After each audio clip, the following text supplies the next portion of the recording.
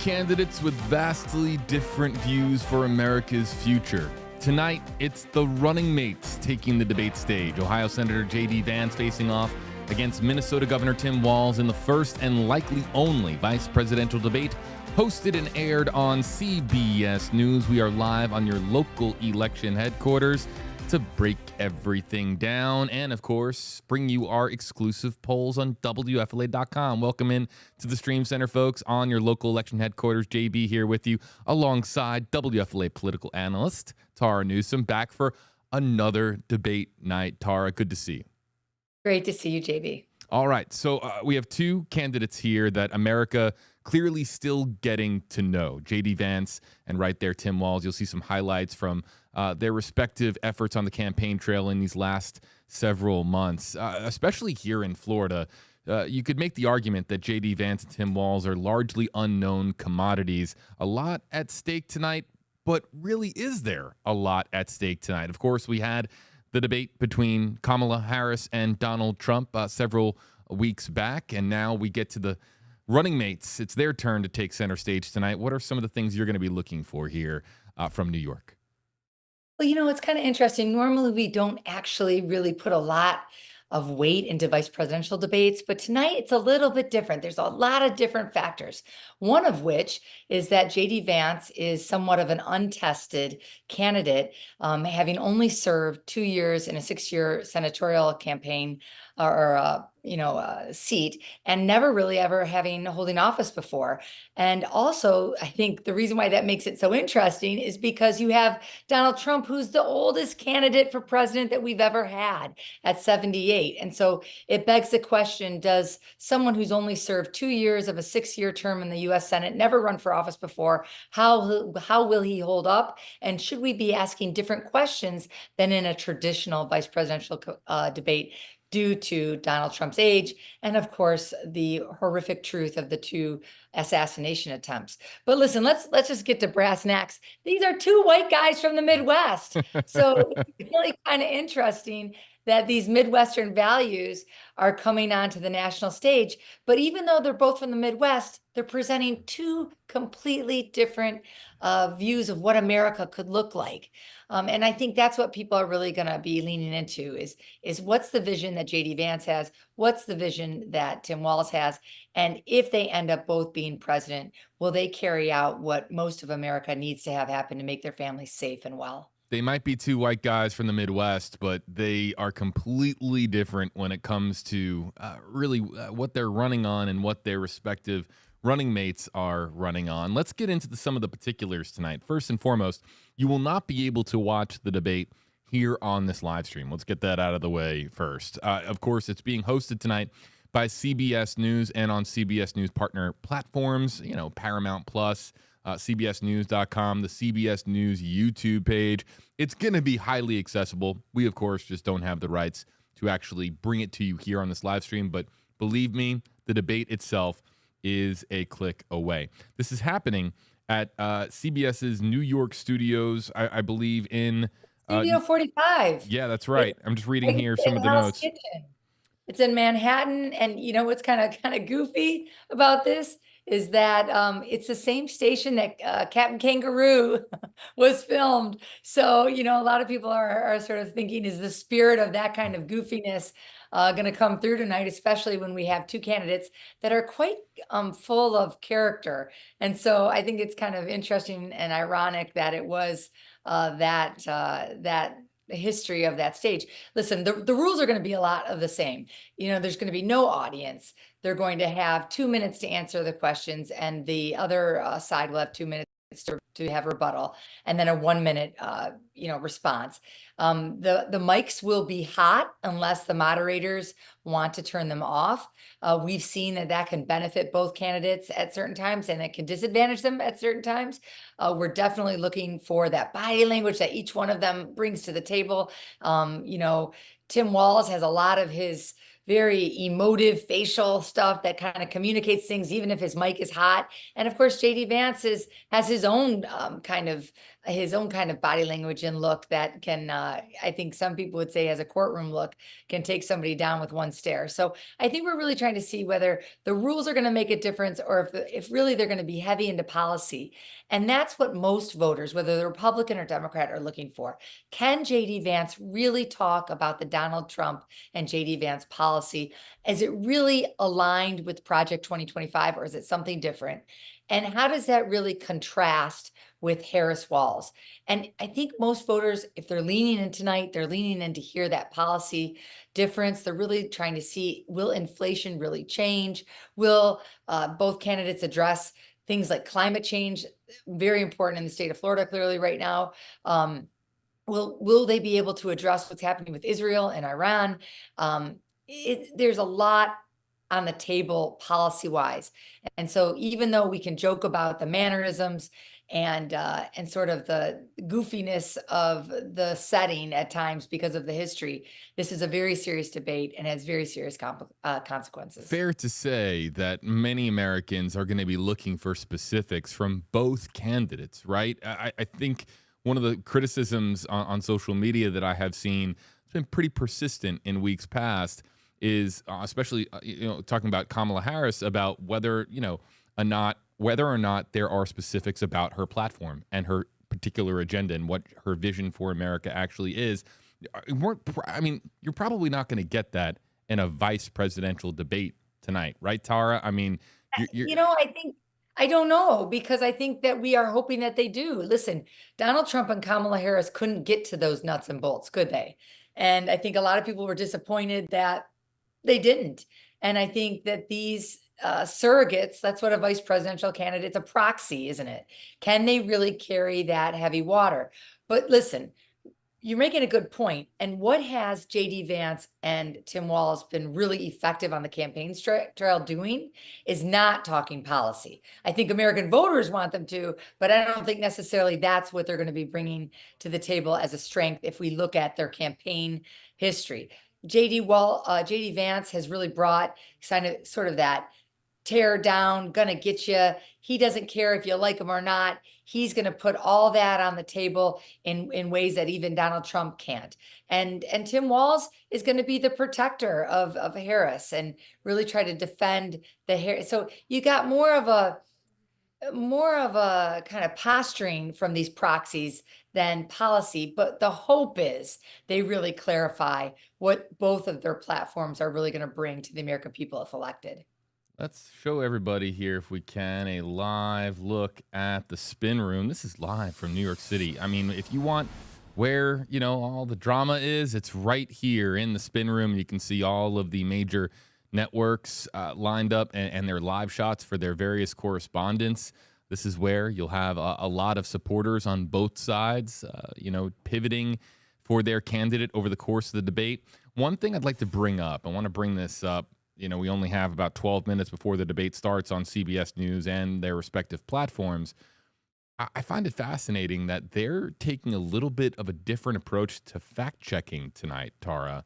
As I understand it, a QR code will be displayed on screen that will connect people. They can scan that QR code when a claim is made, and it will take folks to CBS News' website, where they have, I think, a dozen to 24 or so journalists standing by for real-time fact-checking. Now, okay, so it's going to be interesting to see what that fact-checking looks like and how much that fact-checking is trusted by the American public, because we are going to hear claims tonight. And will people be curious enough to scan that QR code, go to CBS News to find out basically calling it like an umpire or like a referee on a football field or on a baseball field or a baseball diamond? I mean, trying to basically say, okay, this is the fact of the claim that was just made, whether or not it's fact or fiction. JB, I don't think it matters. I know that sounds terrible, but it should matter. But I get right. I understand you're right. Yeah, but I don't think the voters that are watching tonight are worried about those pieces. JD Vance came on Sunday shows just the other day and said, listen, Is it relevant whether I'm telling the truth about Haitian immigrants? It's really, I'm telling a story to the American media. He was very open about whether or not he was trying to capture America's attention on a topic using inflammatory and sometimes misinformation. And so I don't know if voters care. Now, does it answer the question that came up in the previous presidential debates, which is it would be so helpful to fact check in real time? Absolutely. It's CBS is being responsive to that. Certainly, many people are trying to watch if the moderators are going to have that same, is it three people against one kind of theme that many people argued was burdening Donald Trump in the last presidential debate. But the truth is that both of these candidates have to reveal if they could do the job if the president can't. And can JD Vance be presidential, or will he be an attack dog on Tim Walz? And can Tim Walz lean out of his coach persona and be presidential? That's what America's really looking for. And can they articulate simple policy that will dramatically affect American families? Like, what are they going to do about inflation? What are they going to do about climate change? What are they going to do about bodily autonomy for women's rights? These are things that Americans are wondering. And can they look presidential in case they have to take on that role if either Trump or Harris can't? Right now on WFLA.com/poll. We did this on the previous live stream. We're going to be doing it again tonight. We are running our one tap, or really one click, no sign up poll. We don't want you to have to punch in your email address or sign up with an account and a password or any of that login stuff. We just want you to be able to vote. And we're starting here with the most fundamental, most basic of questions. Who do you think is going to win the vice presidential debate tonight between JD Vance and Tim Walz? These numbers are live on your screen. We'll watch as they kind of bounce back and forth here. Again, you go to WFLA.com/poll to vote. It's if you're on a tablet or a phone, mobile device, you just literally, it's one tap. You can come right back to the live stream here and see the results as they populate. And we'll be running this poll, of course, after the debate tonight, asking the question, who do you think won the vice presidential debate? So we want you to be able to come back to the live stream later. Tara and I will be back breaking down some of the biggest moments, some of the head scratchers, if you will. We know it's going to be an interesting night. Who's it going to favor, JD Vance or Tim Walz? We want to hear from you on your local election headquarters. Vote on WFLA.com/poll. Curious to see which way people see this, Tara. It's always fun to see the poll results. It is, but this is really interesting because the Tim Walz and his campaign has come out and said, oh, he hates to debate. Right, he's not a good debater. Yeah, but you got to remember, Tim Walz has debated 6 times for Congress, twice as governor. So it's almost like he's putting out these little breadcrumb trail, like, oh, don't have high expectations of me because, but really he's a strong debater. He may not like it, but he's a strong debater. JD Vance has only debated on this kind of a scale a few times with his U.S. senatorial race, since that's the only campaign that he's ever run. Now, he is a seasoned lawyer, very well spoken. And so he's done a lot more media. That's a lot of what's been talked about today, which is JD Vance has been out on the media campaign trail for the last few weeks, where Tim Walz has not been seen hardly at all. And so will that play into their performance tonight? I think we're going to be looking for that. I think we absolutely are going to see Tim Walz ask JD Vance about his change of direction when JD Vance was a never Trumper. Now he's, the running mate. He's also going to be asked about his flip-flopping on abortion rights. And he's also going to be asked about the immigrant and migrant narrative that he's using for his campaign, and whether or not that inflammatory language is really producing violence, and will he be held to account? So I think we're really watching to see if those themes can come out. Tim Walz has got to be careful, because if he gets too folksy, people won't necessarily see him as a statesman. And when I say folksy, people really are sort of criticizing that he's, oh, shucks, oh. And, many of us from the Midwest, I'm from Michigan, we identify with that. Right. But that doesn't necessarily mean it shows presidential, head of state, chief commander. And I think people are trying to see if something did happen to Harris, can he lean into that and have that role? And JD Vance overtaking Tim Walz. This is just an informal, unscientific online poll that we have open for really the next 5 or so minutes between now and the debate start 50-50. time. Now it's 50-50. I mean, how cordial do you expect it to be tonight, Tara? I mean, you know, it was interesting watching the contrast in candidates that we had when Kamala and Donald were on the debate stage, and you know their mannerisms. I mean, talking about two completely different human beings. Kamala kept looking over and giving those looks that became clipped and posted endlessly on social media. Donald Trump, very much on brand for him, very consistent of a debate performance for him in the last debate. Very matter of fact as he sees it, delivering his views for America, and very animated, but not looking over to Kamala all that much. It's going to be very interesting tonight to see the dynamic between these two. I remember some previous vice presidential debates. The one that really sticks out in my mind is Paul Ryan and Joe Biden, and some of the antics that occurred there when Biden was flabbergasted over some of Ryan's responses. It feels like a million years ago, because it kind of was a million years ago. But vice presidential debates are interesting in that the spotlight isn't as harsh as it is in a presidential debate. No, I mean, clearly it is, it shouldn't be, right? Because right. these aren't the top of the ticket. People really fall in love with the top of the ticket. I do think there's a little bit different of a tenor here because of Donald Trump's age. And, the Republicans were very critical of Joe Biden for his age, and Donald Trump's only a couple of years younger. And I think the country, especially those that are in the still undecided category, are really wondering, is JD Vance ready to be president if anything did happen to President Trump? But listen, traditionally, you see more personality come out in the vice presidential debates because, these are not as seasoned candidates. They are sort of like the B team. And so, they sort of reveal more about themselves. I think America is really wanting to bring down the rhetoric, though, and the ugliness of American politics. And this is where JD Vance has to be really careful, because his role is really to be this agitator and really poking at the Harris-Walz candidacy. And he's got to be careful tonight that if he pokes too much, he's going to make himself look very unlikable. And, America really still votes in a candidate-centered way, meaning we care about those issues. We want to know about those issues, but ultimately it's a guttural, visceral, hey, do I like him? Hey, do I trust him? And if he's too mean, if he looks like he's flip-flopped too much, it might turn off lots of people. Now, his base, maybe not, but those undecideds, we have certainly quite a few in the state of Florida, then he's got to be mindful of that.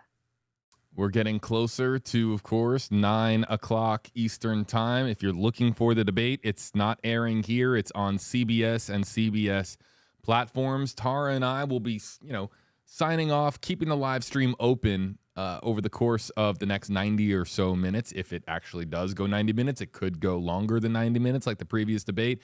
And then right at the conclusion of the debate, Tara and I will be back here live to break down some of the moments, some of the back and forth that we're about to hear about America's future between JD Vance and Tim Walz. And we're going to open up our exclusive WFLA.com poll on who you think won the vice presidential debate. About 30 seconds left, Tara. What are you going to be watching for tonight?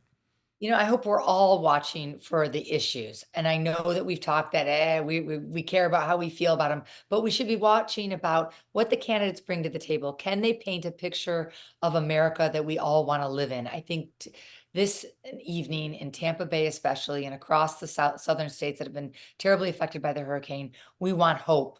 We want opportunity, and we want to know that our families are going to be safe.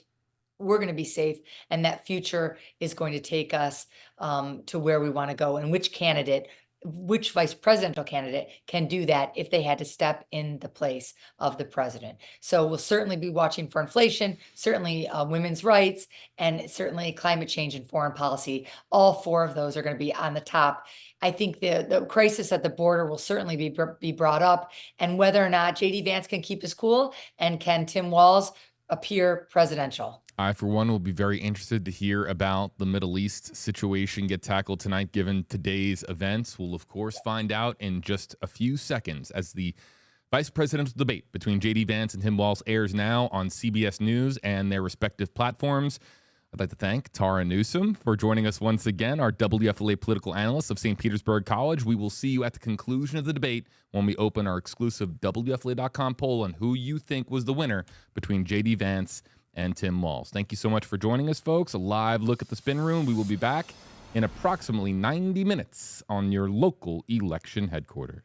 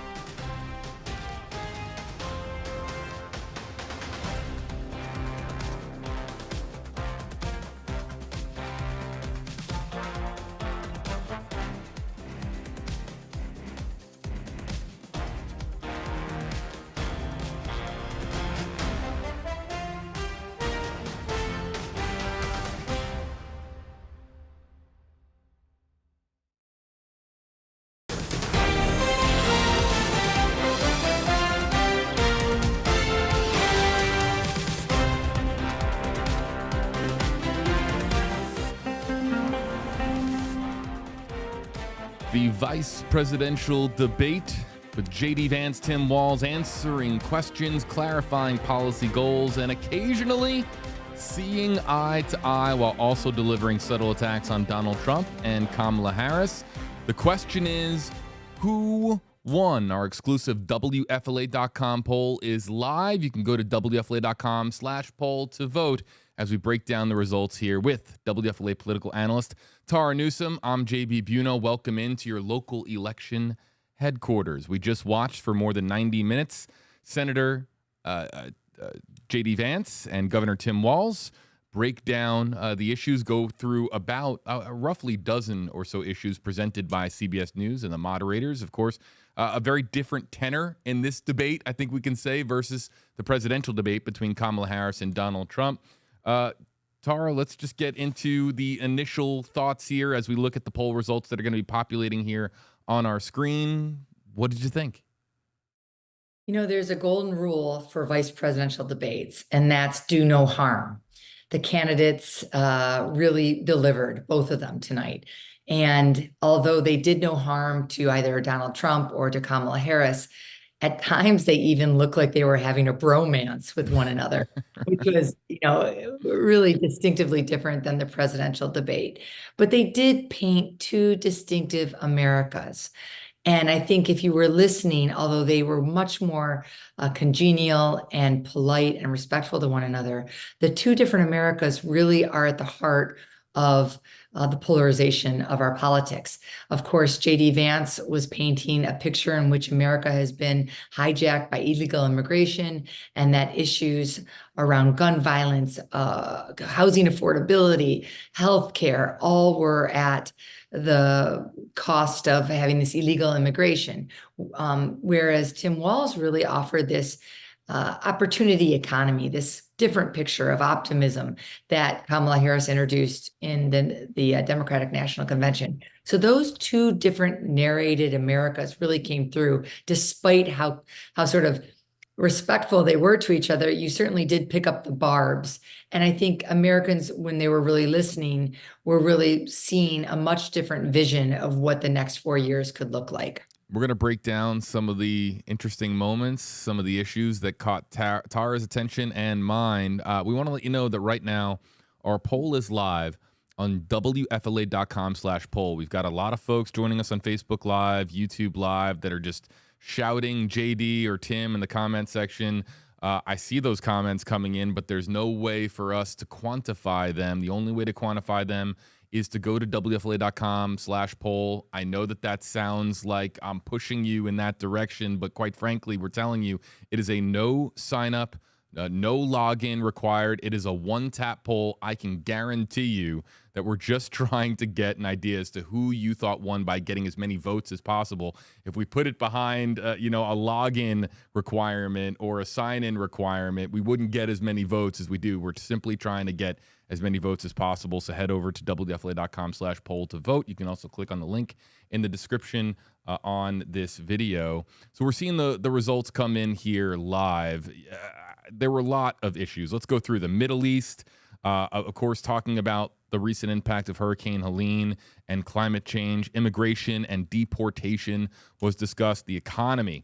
An interesting question in the middle there I thought was very interesting from CBS News about personal qualifications for the office of vice president. Abortion and reproductive rights probably is the one that's going to receive the most attention.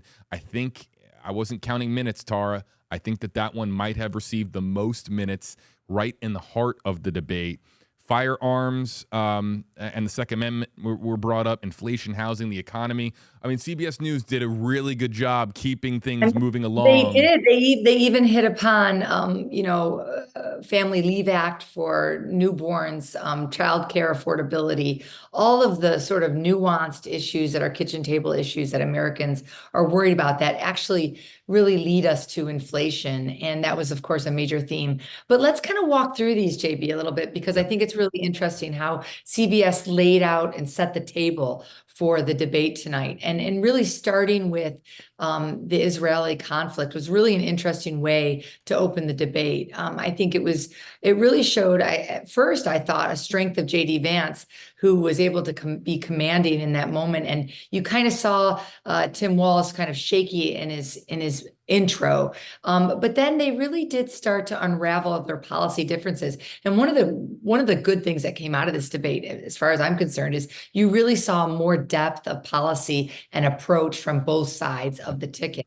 And I think that was very helpful. But the perspective of each of the candidates regarding the culpability of what's happening in the Middle East right now really is fundamental to how people are really so far apart. JD Vance, of course, lays the blame on Joe Biden and his administration and Kamala Harris, to be quite frank, but he didn't really square up how the vice president could really have a big impact, because we know constitutionally that the vice president only has two real roles, right? One, to preside over the U.S. Senate, and of course, one to be a tie-breaking in the U.S. Senate, and then of course to take over the role of the presidency if the president is no longer able to serve. And so, of course, Kamala Harris can't really impact that. She's, of course, part of a team. And it would have been interesting to see Tim Walz turn to him and say, well, when you're vice president for Donald Trump, do you think you're going to have a seat at the big boy table? But of course, he didn't do that. And Tim Walz did the predictable thing of laying the blame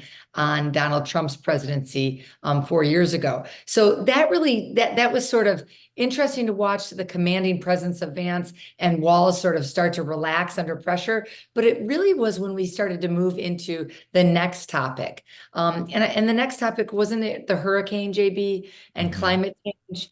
And that really started to show, I think, the level of understanding and holistic approach to how the Harris campaign sees climate change as an integral part of the economy. And it was really interesting to watch JD Vance's response to that, which was bring jobs back to America and we'll solve climate change. And, there wasn't much more meat to that. And so I think here in Florida, when we're really reeling from, these monster storms that we just lived through, we really want to see a little bit more about climate change and what those particulars look like. And then, JB, remind me, what was the next issue? I think it was immigration and the idea of deporting millions of people that have crossed the border illegally. That's right. Thank you. JB, I don't know. I would love to hear your opinion on this. I thought JD Vance did a masterful job tonight, tying everything back to immigration. And that really, for Republicans, is where they pull the strongest.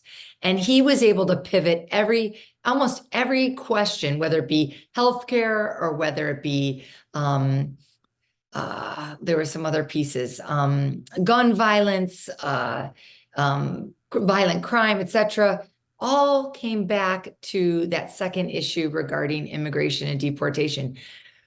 But what was not helpful to the American voter was that neither one answered the question about whether children would be separated from parents. And I know both of us are parents. We worry about what that would look like, what that means for us as a character of a country to do those kind of policies. And we didn't really get a clear picture from either one of them. But I certainly give the point to JD Vance for being able to tie almost all of his dialogue tonight to that very controversial issue that, of course, Republicans are polling the strongest on. So, Tara, you know me well enough to know that I'm not going to give my opinion. I'm here to just try my very best to call balls and strikes on the issues. I'll point out some of the things that our commenters have been pointing out. And for those of you that are dropping comments in with your poll vote on WFLA.com/poll, we're going to be bringing your thoughts into the live stream in the coming minutes. So just bear with us, because Tara and I are going to get through some of these key highlights, and then we're going to dive into the commenters that are joining us on stream, by the thousands right now. So we'll get to your comments.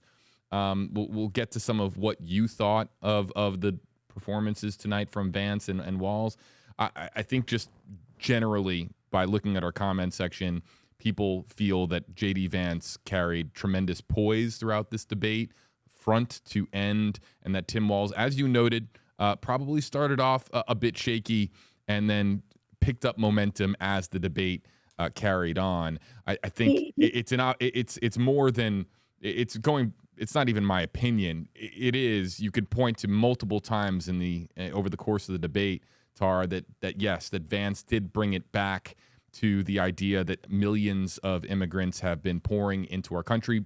Fentanyl was brought in to the conversation multiple times, talking about how drugs have been brought in. The claim that drugs are being flooded, I think was the word that was used. Drugs are flooding our streets here in the United States, coming in from our border to the south. So, but real fast though, we need to be mindful that a lot of these items, although the QR code was on there to be checked, that we don't have that real time fact checking on our dialogue right now. Right. And then I also want to make the point that although I give kudos to JD Vance for tying it to a popular concept, which is immigration is an issue, I don't necessarily think that he won the debate in terms of bringing it back to talking about immigration with dignity. I'm not saying that he won. I'm just saying that it was clearly a strategy for him. It was. Yes. We can agree to that. No. I want to be very clear to you and our audience. Never thought that it was part of a winning strategy. I'm saying that it was part of the strategy overall. It's up for our commenters to point out whether or not Vance or Walz won the debate. I was pointing out just clearly that Walz, based on our commenters, what they have said thus far, and I'm reading in the comments that are coming in on YouTube and Facebook Live, people are just saying that Vance was very calm and composed over the course of the debate, while Walz was more of a slow starter and then picked up momentum as the debate went on. Absolutely. Now, I do think that what Walz did... quickly, I'm sorry, a live look here. This is, we just had Senator Vance making his way into the spin room. All the cameras here are following Vance, and there's Donald Trump Jr. You can see him through the thick of the crowd. It looks like Vance is sitting down with one of the networks off into the distance. For those of you unfamiliar, the spin room is, of course, where a lot of supporters of the candidates that are taking the debate stage, and, of course, the candidates themselves will enter the spin room, do interviews with various networks, various press agencies, and a lot of rhetoric is bounced back and forth over the course of the debate as to what was fact, what was fiction, who won, who lost. This is a room where it's just going on. A lot is being fired back and forth in real time. It's an absolute circus. I'm sorry, Tara, I cut you off. Let's bring you back. No, that's okay. I just wanted to make the point that it depends on what you were listening for tonight.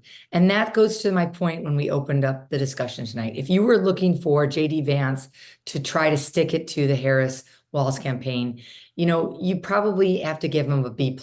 He was very polite. He made some excellent points.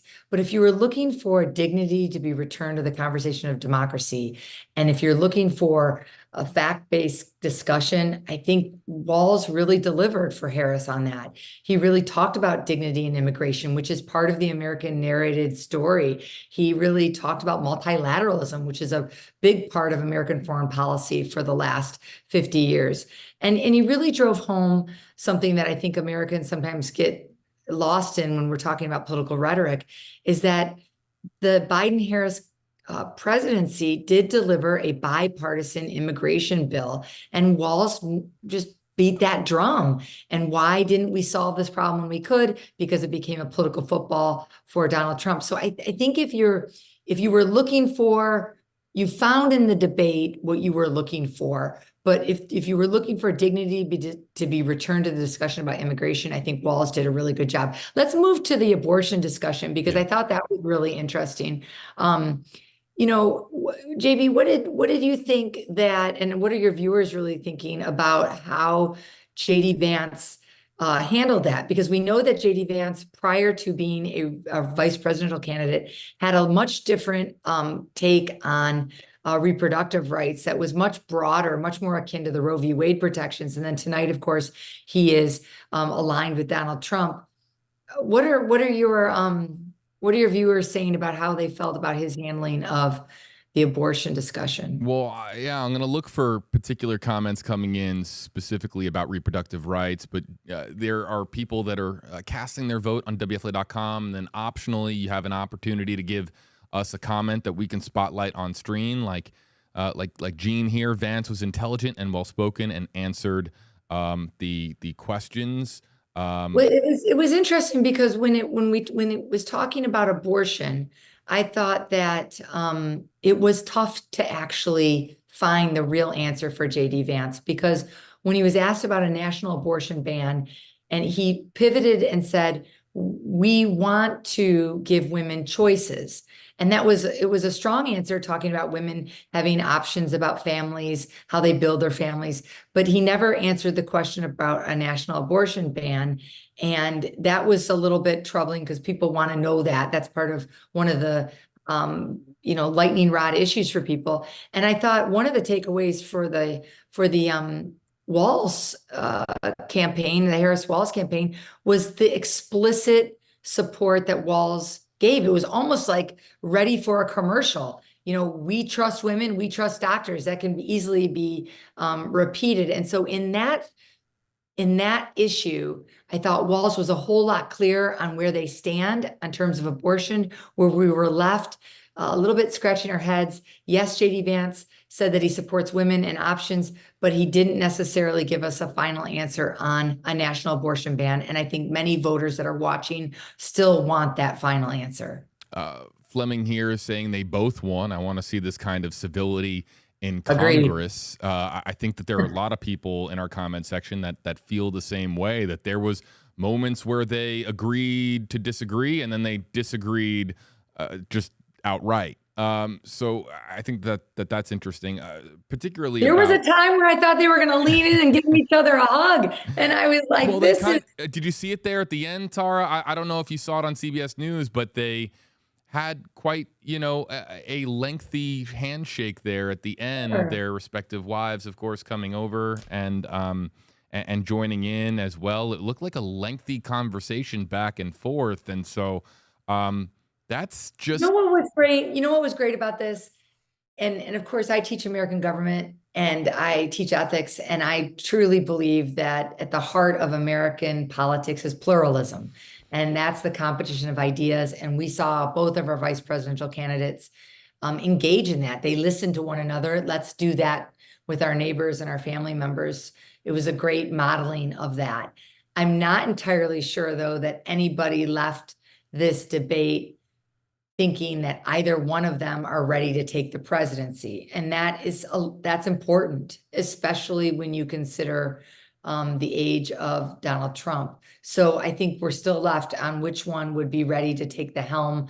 But in terms of pluralism and modeling, listening, and democratic ideals, that certainly was on the stage tonight. Gun violence was the next issue, JB, that they started to address. I want to stay on reproductive rights here for a second. Okay. I want to highlight John's comment here. Walz was on target. Vance was dodging questions. I'm going to do my very best, everybody, to show questions, comments that are coming in from both sides here. Will says, continue, Tara. I'm sorry. I think to Will's point, or not to Will's point, and I don't know if Will can, I think he's right. There's at least 43 to 46% of America that is aligned with people. But what your previous commenter was talking about was this idea that although JD Vance presented that he was family-centric and that he believed in women having choices, he wasn't clear on whether women would have the choice of reproductive autonomy, which is what we're talking about when we're talking about abortion rights. So that remained murky, that was never answered, and that we're left not quite sure of that national abortion ban. But I got to tell you, if you believe in the federal government and the state government staying out of your bedroom and out of your body, I think Walz did a very good job saying we agree with that, and we believe that we trust women and we trust doctors, and we're very pro women, and that came out very clear. It was very interesting to hear Vance take almost responsibility on behalf of his party, saying that we need to do better on this issue. It's just not something that I think that we're accustomed to hearing in modern day politics and recent debates and recent election cycles, where we have somebody who is speaking on behalf of their party and saying very openly, we can do better on this issue. While Vance to some in our comment section, we just had a commenter saying that, Devin is saying Vance answered more questions and did so respectfully and directly without going on tangents or making outlandish claims. The previous commenter that we had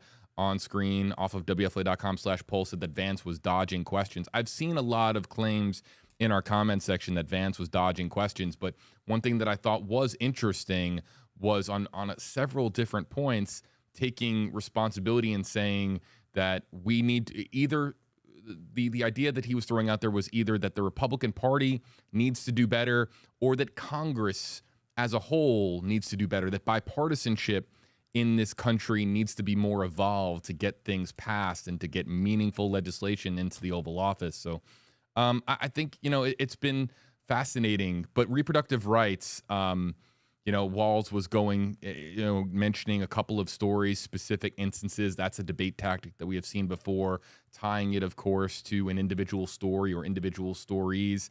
It's going to be interesting to see how this now gets interwoven into the Harris and Trump campaigns and how this supplements those campaigns and the messages that they're getting out. Because, guys, we're approaching the home stretch here. We're coming 5 in weeks to go. on just 5 5 weeks before Yeah. Election Day. JB, let me address what you just said about the pivoting and the strategy that campaigns and that JD Vance had. I thought the same thing that you're speaking to. I caught note that he was sort of explaining the polarization of his own party or the radicalization of the Republicans on abortion rights, saying, hey, we can do better to be more inclusive and making our case to persuade people why we stand the way we do on reproductive rights. The part that was absent from his discussion was the part that Walz did very well on this one issue. And that was the discussion about not just supporting women in their choices, but supporting women with their own autonomy. And that came out clear that, yes, he made this comment that Republicans need to do better in making our case on why our policy is the way it is and changing policies to be supportive once women have children and make families. But that didn't extend to understanding and respecting women's bodily sovereignty. And that might be a bridge for suburban women voters and men who have wives and daughters and sisters and friends, maybe a bridge too far. And, that's what we're going to be watching for, is if that's the one issue that really changes the outcome of this race. So right now, these numbers are live off of WFLA.com/poll. And then underneath the poll widget, you'll see an area. It's completely optional to drop in a name and a comment, and then we can spotlight some of your observations. Your local election headquarters is about giving you a voice and making sure that we are representing our audience as best as possible. So we're representing comments supporting JD Vance. We're representing comments supporting Tim Walz, and we'll continue to do so over the course of the live stream. AM, just again, if you don't want to put in your name like AM, just put in your initials. You don't have to put your entire name on the comment. We totally respect your privacy. We want to be able to give you a voice. That's the most important thing. Saying that Vance had a lot of good moments. And look, Tara, we talked about this on the last live stream. In 2024, that is so important, having good moments. And I'm sure that each candidate is going to feel like they had some home runs tonight. Having those big moments is crucial because people, in large part, I think it was Walz who made the Dancing with the Stars joke. Look, there are going to be a lot of Americans who didn't watch this debate tonight, who aren't going to ever watch it in its 90-plus minute entirety. They're going to wake up tomorrow on social media, and as they're brushing their teeth or, using the restroom or eating their Frosted Flakes, they're going to be scrolling through Facebook and Instagram and looking at those clips, those little micro moments. And those micro moments can really make a difference in today's political climate with how people consume information. So moments are big. I'm curious to what people thought or had, like, which candidate had the bigger singular moments in the debate.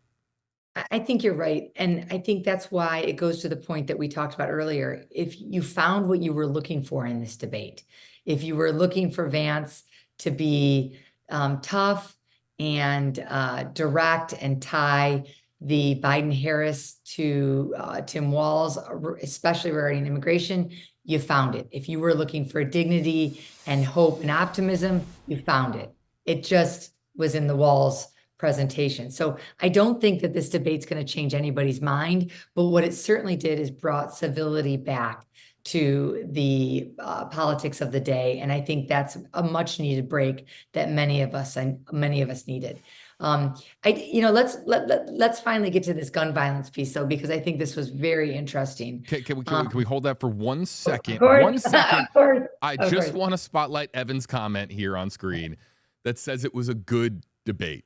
And Yeah. I'm just seeing that enough that I just want to pause the brakes here for 1 second and just note that there's actually some tremendous optimism in the comment section from people that are saying that this was a bit of a breath of fresh air from a debate perspective.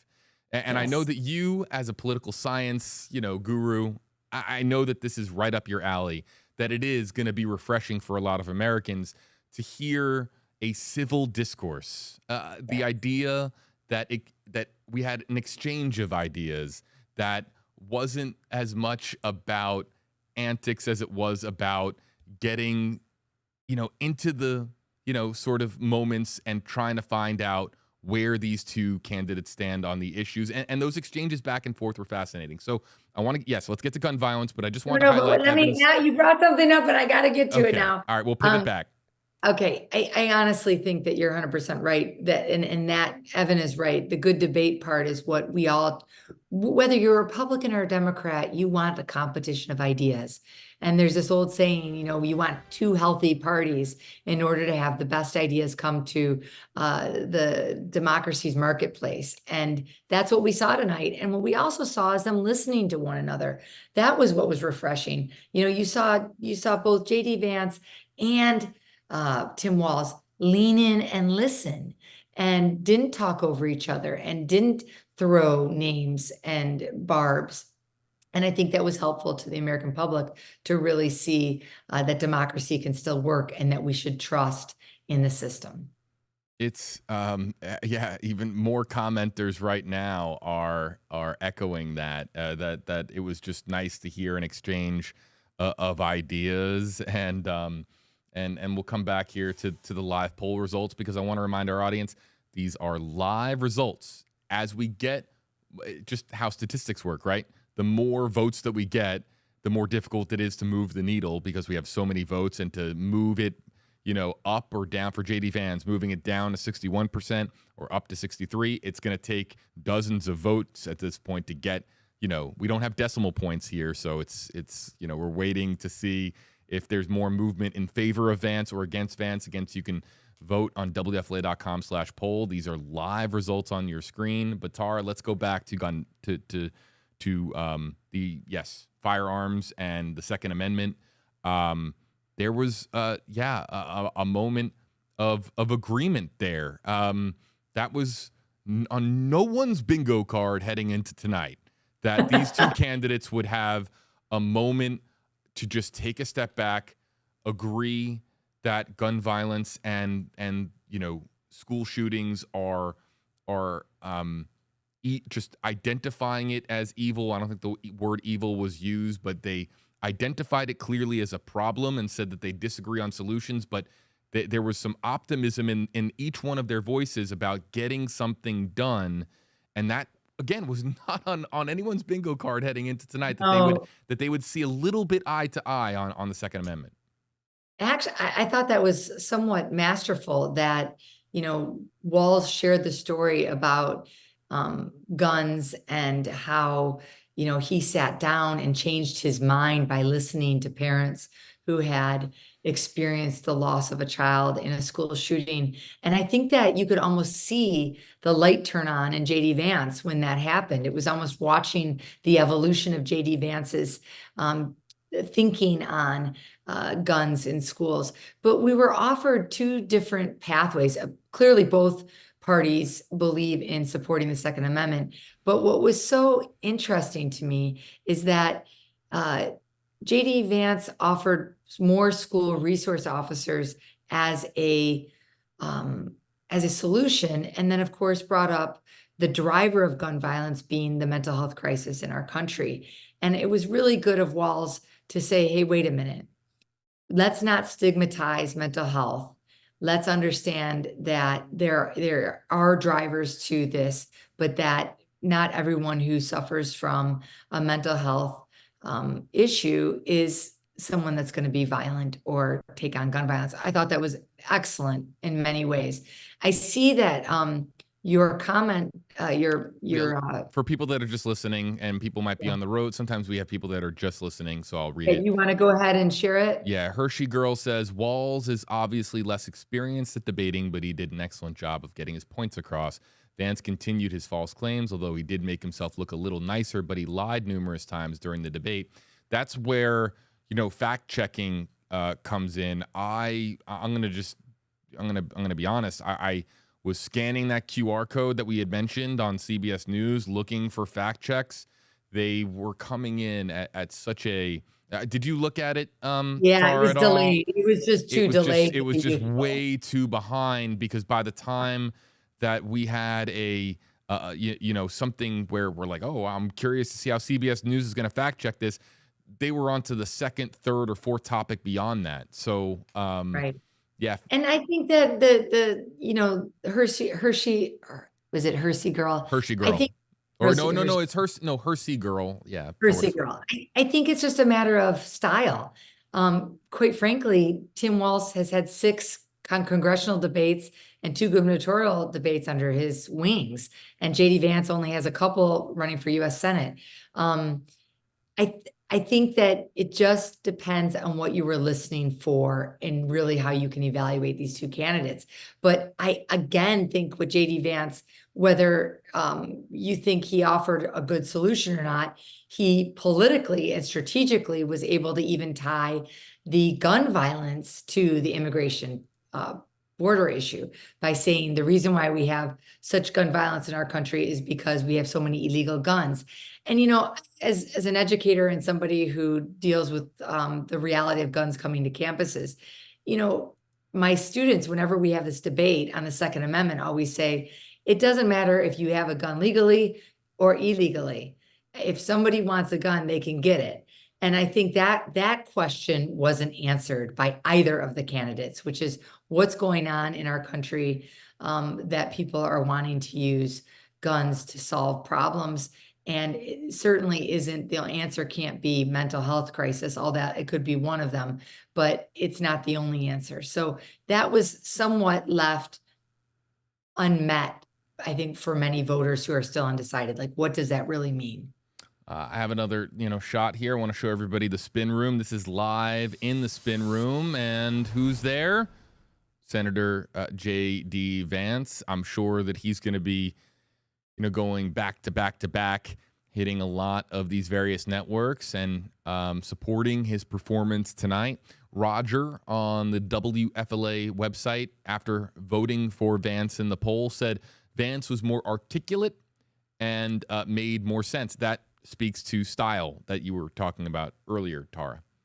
Yeah, and I think when we shift to the next issue, which was healthcare, I think that's where, if you're really thinking about policy and not just style, and you remember this has been laid out, debates like this, since the Nixon-Kennedy debate. And by the way, that was the last debate happening in Studio 45, the last time they had a debate there, which is kind of interesting because in academics, we use that debate to try to explain how we turn to style more than substance to necessarily evaluate candidates.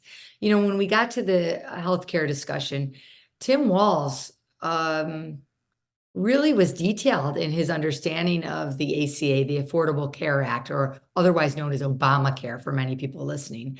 And he was able to articulate in and out what he thought it was able to do in terms of expanding access to healthcare.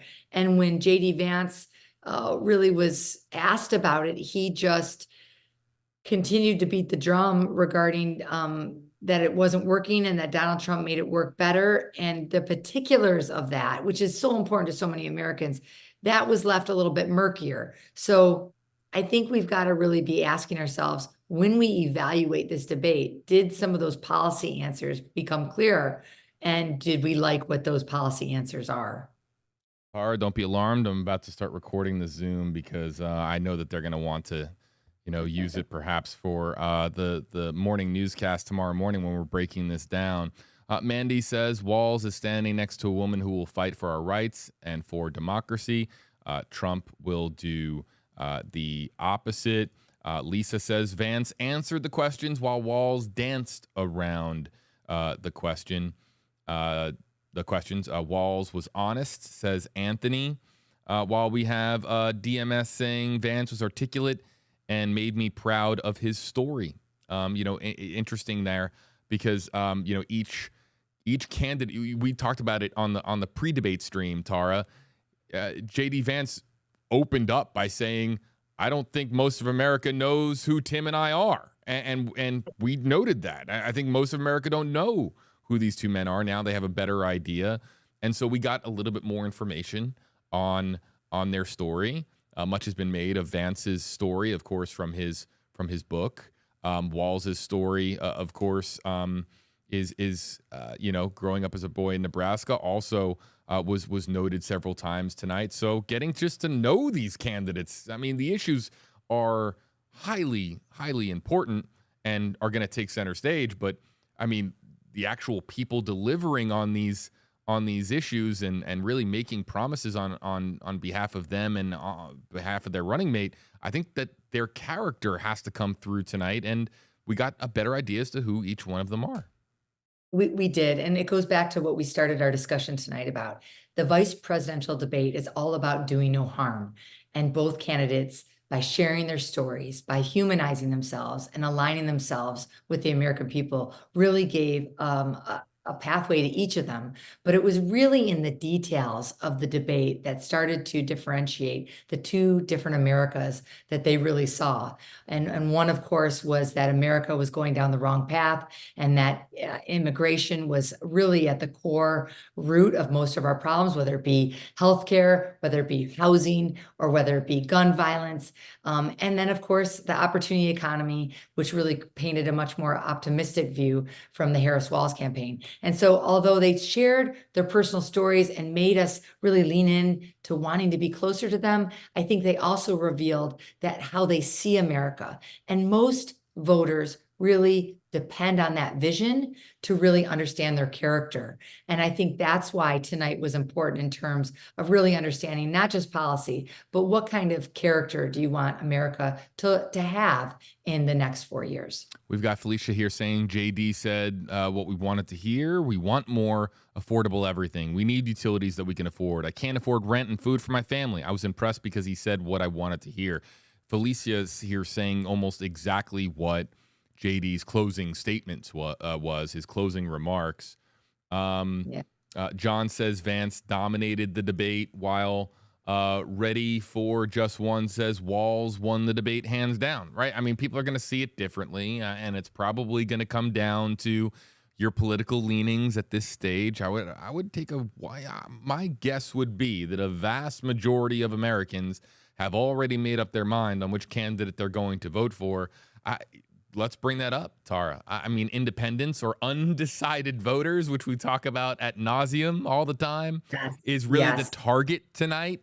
People that are in their respective camps and are locked in with their vote. Look, you're not going to change their mind unless something sudden and drastic happens at this stage in the election cycle, which is probably extraordinarily unlikely. So you're trying to win over people that are just kind of on the fence, trying to pick between the two potential options. And who do you think appealed more to independent voters, the down the middle undecideds tonight? Well, I thought what both candidates did that was really well done is that they softened what their appearances had been previous to this. Certainly JD Vance was much more softer tonight than what we had seen in all of his previous discussions. I mean, we were really coming in to this debate seeing JD Vance pummel immigrants, especially in Ohio, and his discussion about the cats and dogs and those pieces. And it was unsavory. It was often people had laughing at the memes, but the undercurrent was ugly. And so tonight he really painted a much different picture. But Tim Walz came in as this folksy coach, and he really was able to, I think, position himself as a statesman and really clearly articulate very heavily detailed policy positions. And so, I think those undecided, those few and far between, they might have not only just been undecided on who they were going to vote for, they were really undecided if they're going to vote at all. And I think what tonight did for them is it said, listen, maybe I can have a vested interest. Maybe this isn't just some big, brawl between Kamala Harris and Donald Trump. We've got two reasonable vice presidential candidates that both could possibly be president one day, and they're speaking in a very civil and respectful way, and they're talking about details of policy. And I think that makes those voters, not the undecided necessarily, but those that weren't going to vote at all, lean into the conversation and start listening. How about, okay, we were talking about down the middle, maybe more in the middle of the political spectrum. How about Avery answering our call for something more down the middle, right? I'll read this comment. These comments are coming in on the really right underneath WFLA.com/poll. When you go to WFLA.com/poll, you can type in a comment.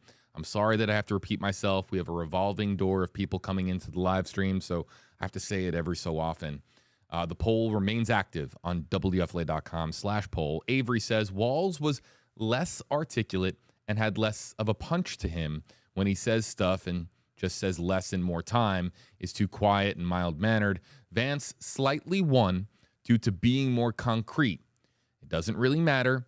Harris won the presidential debate, and it was a very slight win for Vance. I say this as a centrist writing in. So Avery sees it as Vance winning tonight, but that Harris won the presidential debate, and so I don't know if you score that 1-1. I don't think one is equal to the other, but for what it's worth, there's Avery's comment, Tara. Yeah, I think it's all about how we view the strength of a candidate. Do we view the strength of a candidate by their policy or by their style? And I think depending on where you lean as a person, that's how you're going to lean into the evaluation of this debate, because a lot of people are, posting on Facebook and X about the policy details that Tim Walz was able to articulate that JD Vance wasn't able to in a detailed way. And so I think that that's part of the piece. But, regarding the final statements and their closing statements of each of the candidates, when JD Vance won the virtual coin toss to go last, that was a really important win for the Trump Vance, because people remember the last thing that's being shared with them on these debates. And so when he was able to have the closing remarks, the one that Felicia remembered. Yeah. Yeah, that's really what's going to be left with people, because that's the last thing they tune into. Let's go to Marie's comment, saying that Vance carried it until the final remarks. Will Trump accept the final count? Or if he loses, will there be another insurrection? I think that this is a concern of a lot of Americans, is election integrity, making sure that we get it 100% right. And then, of course, making sure that whomever loses accepts the result with grace and with humility. And so whether it's... And follows the rule of law. I mean, that's right. What both Republicans and Democrats want. They want the rule of law to be applied. This is where I think that JD Vance really showed a little bit of a weakness. And the reason I say that is because he was quick to differentiate himself from Donald Trump as the debate went on, saying, well, I disagreed with him here, or all of us have a little bit of a different opinion here. But when Tim Walz looked at him and said, Donald Trump unequivocally lost the election, do you agree or disagree? That was another time that JD Vance wouldn't say whether he agreed or disagreed, and wouldn't align with understanding that January 6th, and there's thousands of prosecutions against the insurrectionists under federal law. wouldn't say, yes, those individuals trespassed and they violated the law, but those that were protesting peacefully, we should honor those, but prosecute those. That would have been a more centrist way of approaching that. And it would also have given many people a little bit more peace of mind that if Donald Trump loses the election, that J.D. Vance will stand with the rule of law. Instead, he let it sort of develop as more of a First Amendment censorship piece rather than one about assaulting the Capitol. Preach says Vance was articulate because telling the truth doesn't make you nervous. That's the comment from Preach. Paul says that Walz was more knowledgeable. We've got, let's see, Marv Rice. J.D. Vance actually answered and articulated his message while Walz dodged a lot of questions and brought up things that have no impact on our country and its needs. Ashley says, I was rooting for Walz, but after the debate, I'm Team Vance/Trump now. Walz disappointed me with his views, while Vance impressed me. Very, very interesting to see a bit of a swing there with Ashley's comment. Sure. I am, when I'm looking this way, folks, I'm reading your comments. No one's bringing these up on screen. I'm clicking through them and trying to get as much balance here as possible. But while we're talking about the idea of balancing the viewpoints here, our comment section is going to be representative of the results that you're seeing on screen. We can look now at the most recent tally, and we've eclipsed 15,000 votes on our unscientific online poll of who you thought won the vice presidential debate between J.D. Vance and Tim Walz. We will be collecting votes over the coming hours into the overnight hours for people that might be catching up on the debate. Again, it was on YouTube. It was all over the place, so there's going to be people that perhaps missed it.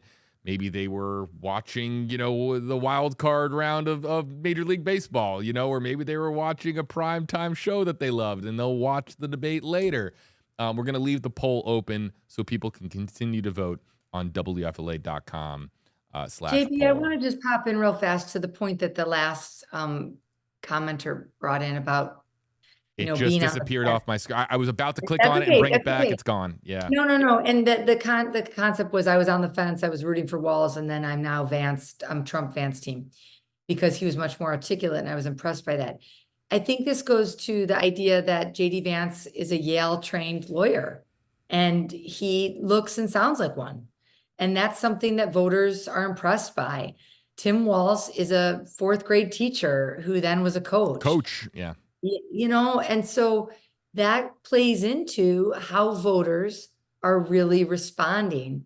So that's part of this equation. But we've got to do what we saw these two vice presidential candidates do. And I was impressed by both of them tonight because they both tried to listen to one another and hear the details. Now, they disagreed on much, but they did it in such a way that they were first listening. And I'm hoping that we can move past, did J.D. Vance's suit look better than Tim Walz's? And was he, slicker in his response? And really look at what that policy will do for our country and for our families. A live look at the spin room. You can see, if you've never seen this before, it is pretty wild to watch how everyone just descends upon this room in the aftermath of a debate. Elise Stefanik, a congresswoman from New York, there in support of J.D. Vance. You can see, I believe that's Donald Trump Jr. Harrison is there. Oh, Byron Donald from Florida back there as well, all doing interviews and trying to drum up support for their candidate. You ever been in the spin room before, Tara? We need to get you a press pass, get you in there one of these days. I'd love to do that. Actually, at the convention, Democratic National Convention, I was able to stand right next to it and got a coffee mug. But no, I have to tell you, I think that that's a real hot seat for candidates. And and in the last presidential debate, we heard that those that beeline right to the spin room are feeling like they want to control the narrative, and that's not always a great sign. So I think it's going to be interesting to hear the sort of national discussion about whether J.D. Vance was able to win the debate or not. But I really, really believe that this isn't going to change anyone's mind. I think that maybe you're one viewer, perhaps so, but when it comes down to voting on November 5th and in 5 weeks, there's going to be so much that can happen. 5 weeks is like 5 years in politics. And, it'll really depend on as the pressure builds, how both JD Vance and Tim Walz are able to handle it. Viewers need to remember that JD Vance is in a different position than Tim Walz. JD Vance is at the beginning of his political career. He very much is age-wise much more at a chance of becoming president, and has only served for 2 years in the U.S. Senate. And that might be something that's good for you because you think that he's not a seasoned politician, doesn't come with all of the burden of being in politics for 20 years and whatnot. Tim also brings a certain amount of experience that contradicts that, one in which he's able to bring institutional knowledge and being someone that's been able to bring bipartisan negotiations to fruition. So voters really have a tough decision here, but I do think that JD Vance is a little bit different of a candidate than Tim Walz because he's at the beginning of his career and he's coming in also as somebody who has a much older presidential candidate with him. Let's see here. Jursic, I believe is how you would say it, says Vance is very approachable and had an excellent debate. We're seeing a lot of that echoed throughout the comment section. Yeah, I know. I find it interesting that you're talking about focus on the issues versus how they are at public speaking, right, and orating. Their points. I couldn't help but wonder with both candidates at times over the course of the debate.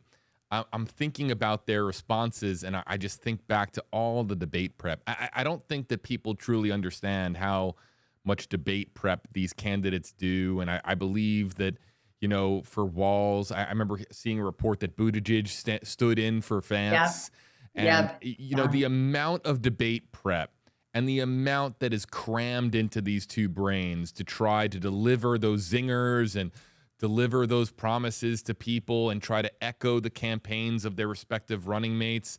I'm just thinking about how many different lines are being crammed in there. It's a lot to deliver in 90 minutes for both candidates. And, it'll be up to the American public to determine, who did a more effective job at just delivering the message tonight. But yeah, it's interesting because their styles were very, very different. I don't think anyone would really disagree that Vance was came in with poise and yes, brought his his Yale background was on full display tonight versus maybe perhaps the more humble beginnings of a Tim Walz was on more of a display tonight from his end, right? So and JB, it all depends on what appeals to you. Like if you're a plain spoken person and you want, that sort of earnestness, I think Tim Walz appeals to you. If you want something a little more polished, then JD Vance might be something that you are attracted to, but it really needs to come down to policies. And I don't think that the details of those policies were necessarily equally delivered tonight. And that's why people need to do their homework and go to the platforms. But one of the things that really was encouraging to me as someone who teaches political science is that both of these candidates seem to really want to get to solutions. They weren't just looking at labeling the problems.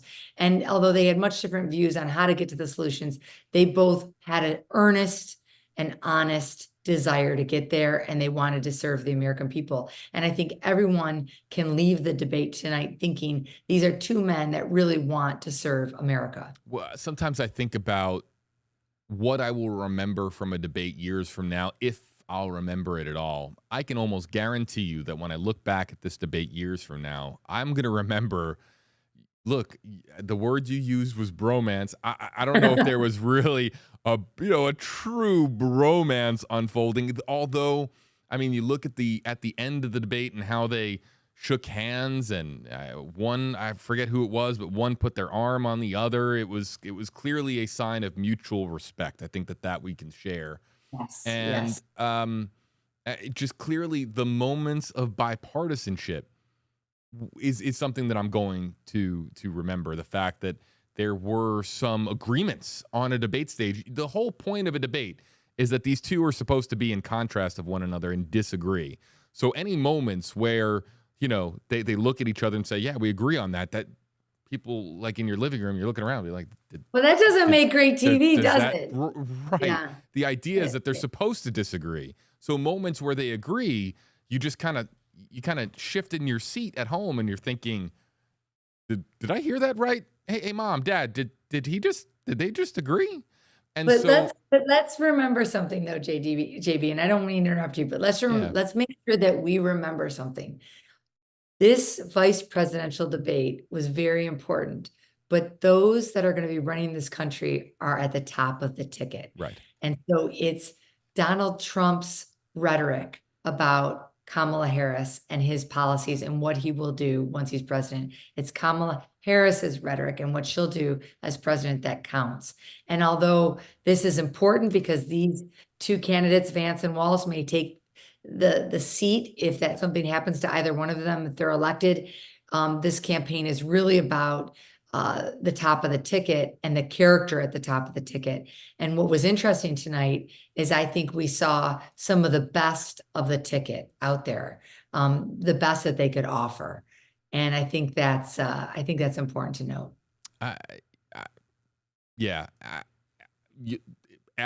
Folks, ask yourself, how much do you think Kamala Harris influenced the state of our country over the last 4 years? How much do you think that Mike Pence influenced the country over the course of his 4 years? Ask yourself about the influence that a vice president carries. Now,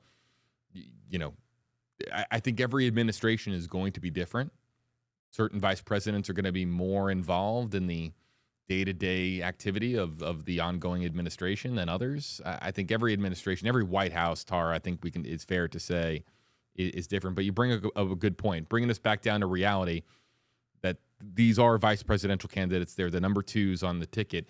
I think the reason I brought it up was just because this country is so starved in many respects for bipartisanship to get things done regardless of party, that there's some common sense things that can get accomplished, things that have been Republican goals, Democratic goals for many, many years, things that, if we put our heads together, we can actually get some meaningful legislation done and make this country a better place.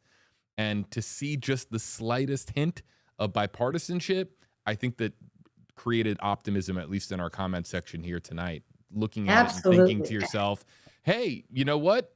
Maybe it's not always us against them in today's modern politics. Maybe there is a chance for, even on some of the larger stages, for there to be micro agreements in light of the macro disagreements. I think you're 100% right. And I think that's why the comments tonight were really like, that was a great debate. Right. It's regardless of who won, we talked ideas, we saw mutual respect, a little humor. I mean, at one point, JD Vance turned to Tim Walz when they were talking about Tim Walz's son who experienced gun violence at a community center and said, I'm so sorry that your son went through that. That was one of the most heartfelt moments perhaps of the entire debate was Vance interrupting Walz's time just to say, sharing just a moment of, I hate that happened. Yes. And I think another human moment that JD Vance softened his persona, that really he was coming into this debate sort of with this burden of the ugliness of the Haitian immigration issues, when he talked about his children in the closing remarks, and also when he talked about his second grader going to school and his eyes lit up, and it sort of, people could identify with him. But the problem is that on a debate stage, you can be performative like that. And what as voters we need to do is tie that performance with real policies. And I know I'm beating this drum, and I just want everyone to be listening though, because somebody can sell you anything. It's whether they deliver the product. And so I just want us to be looking at Tim Walz and JD Vance as vice presidential candidates, and is their ticket going to deliver on what they're talking about? If you're really pro-family, what does that look like, and what does that policy look like? And if you're really wanting to deal with the immigration issue, what does that policy really look like? And so, I do think on the terms of the immigration policy debate, which JD Vance did a great job tying to Harris and Walz did a great job beating the drum back, saying, hey, she delivered a bipartisan piece of legislation that would have addressed many of these issues. And your boss, Donald Trump, killed it for political reasons. And I think that that was important to be said, whether people could hear it or not.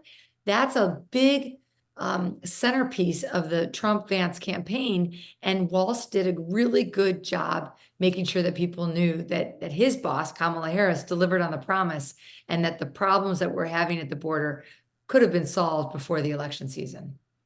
Wendy says Vance won the debate, but best actual debate in years. Wish they were the two primary candidates. Well, Wendy, I'll tell you that there is no scenario where they become the primary candidate. That's the first comment I have seen.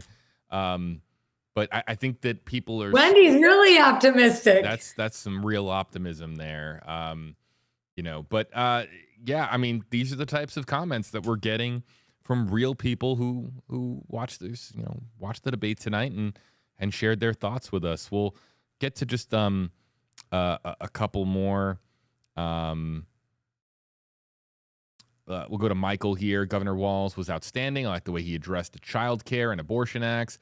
I also like the way he narrowed down the substances of housing, something I feel Donald Trump and Senator Vance are slacking on within the building of homes and housing. We've got Rose here. This debate was a lot better than the Trump/Harris one. Kind of wish these men were running for president instead. Wow, that's twice. That's two now. But Vance seems better at communicating answers than Walz. Right. One is, according to our commenters, and yes, this is a recurring theme with our commenters, people who are saying that Vance was able to get his message across more effectively tonight. But what Tara, our WFLA political analyst of St. Petersburg College, is repeating, back to people is that while a candidate might be able to deliver a message better than the others, it's really comes down. Policy is what rules a political fight, and whether or not you should vote on a person should come down to policy is what Tara has been saying. So let's bring this back to one of the big issues in Florida. And of course, that's Amendment number 4, and that is the enshrining the right to choose in the state of Florida Constitution. And we know that the polling in Florida shows that both men and women, Republican and Democrats, are overwhelmingly supporting the right to enshrine a woman's right to choose. And if you take that barometer and tie it to Walz's comments tonight, where he, masterfully delivered, whether you like him or not, you have to give him credit for this, masterfully delivered, saying, we trust doctors, we trust women, we are pro-women. That was very clear, and that will resonate with Florida voters who have to vote on Amendment 4 this fall. And he made that very clear. And so regardless of any other issue tonight, that was probably the most effective message that he could give in the entire debate. Tara, we're going to begin to wrap up the live stream here momentarily. Just a couple more minutes for people to get in their comments and get in their votes. We're not closing the poll, and we're not calling the poll for one candidate or the other, though I will say, and we'll read Poor Boy's comment, and then we'll put away his comments so we can see the live results. Poor Boy says, I think Vance was more positive in the direction our country needs to move, while Walz was not definitive enough in his answers. Also, Walz was tripping over his words of explanation, while Vance was very confident in his choice of words for his answers. Again, a recurring theme we've seen in our comment section. Thank you for the comment.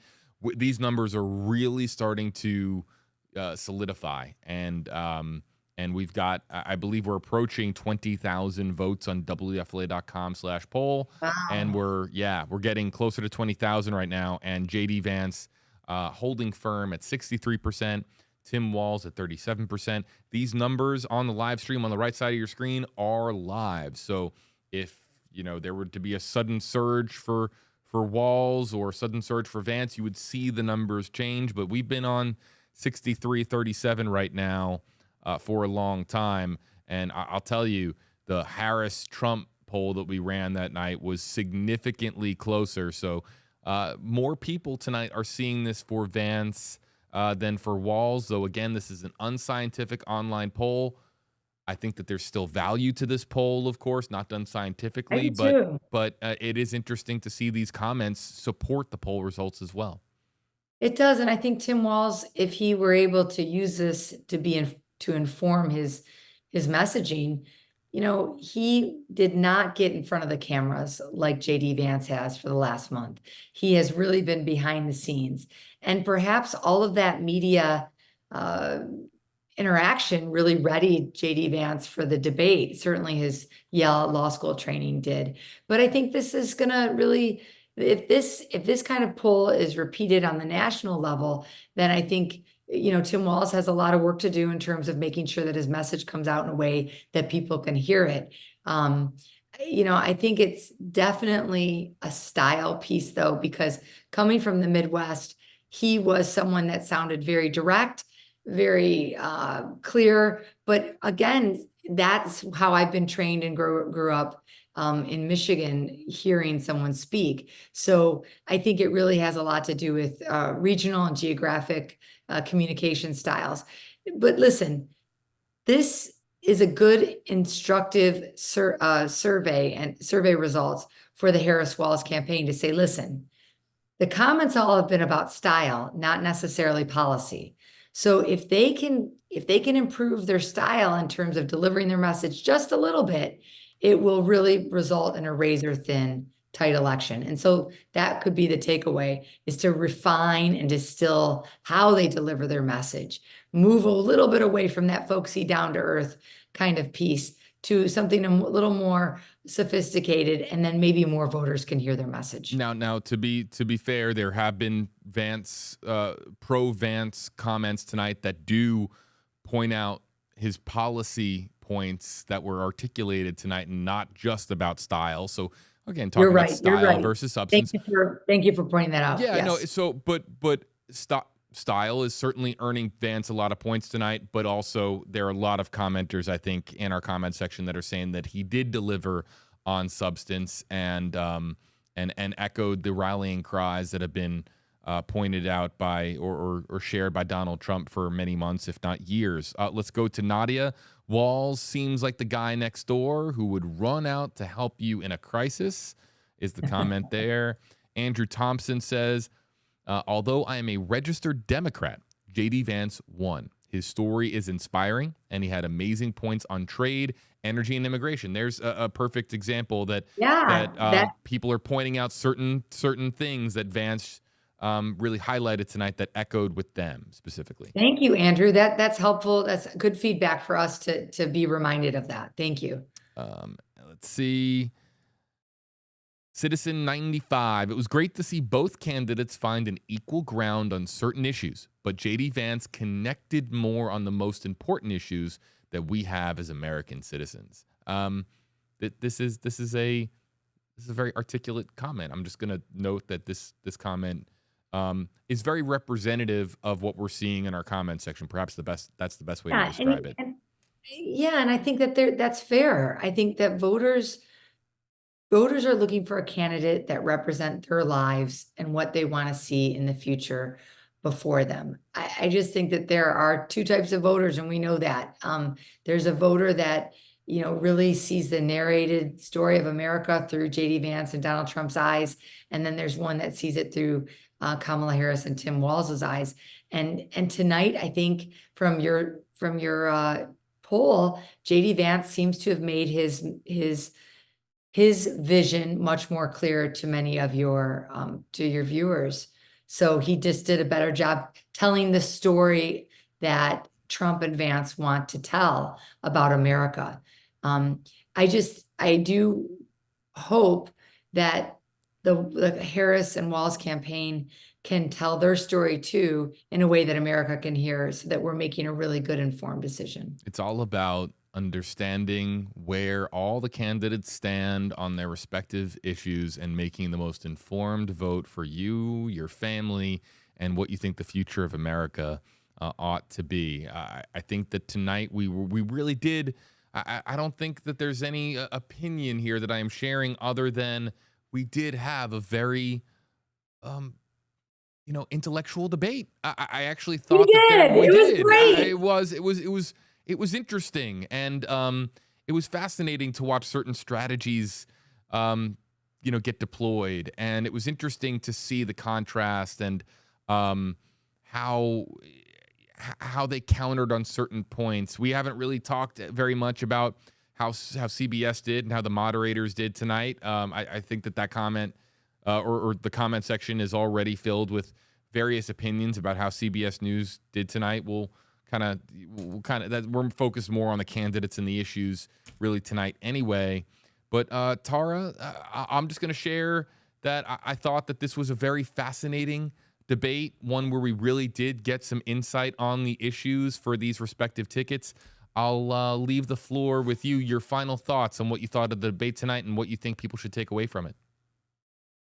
Tonight was a great example of a vice presidential debate that did no harm. Both candidates came through for their presidential candidates, and they certainly told their story of how each party sees the country and painted a vision for the next 4 years. I think every single voter needs to go home and look at the issues and how those issues align with their vision for their families, and then vote accordingly. Of course, October 7th, which is just 1 week from today, is the last day to register to vote in the state of Florida. And so we need to get out our nonpartisan voter registration guides, make sure that we have a voter ready plan. And tonight's debate really left us with these two stories of America. One that JD Vance gave us, which is that immigration is at the core of many of our problems, whether it be housing, gun violence, healthcare issues, affordability, inflation, and then, of course, Tim Walz's vision of an opportunity economy where we have solutions to complex problems and we can paint a new America forward. And I think voters are really leaning into both candidates and really hoping that they can deliver for their own families. Tara Newsom, WFLA's political analyst, you see here on air and, of course, on stream with me as part of your local election headquarters. Of course, a doctor at just doing it all the time, Tara, at St. Petersburg College and helping us out. We really appreciate your time tonight. I'm always happy to spend time with you, JB. Thanks so much. All right, everybody. Your local election headquarters, of course, is WFLA.com. You can continue to cast your vote, share comments as well on WFLA.com/poll. We have, of course, stories, multiple articles posted about the Vance Walz debate tonight. And, of course, we'll continue to monitor the poll into tomorrow as more and more people cast their vote. But it would appear that so far tonight, J.D. Vance earning more votes and earning the victory in the minds of a majority of our audience members joining us on your local election headquarters. Again, the very latest on WFLA.com. For Tara Newsom, I'm JB Biunno. Thank you so much for joining us, and we'll see you next time. Election Day, 5 weeks away. We'll see you soon.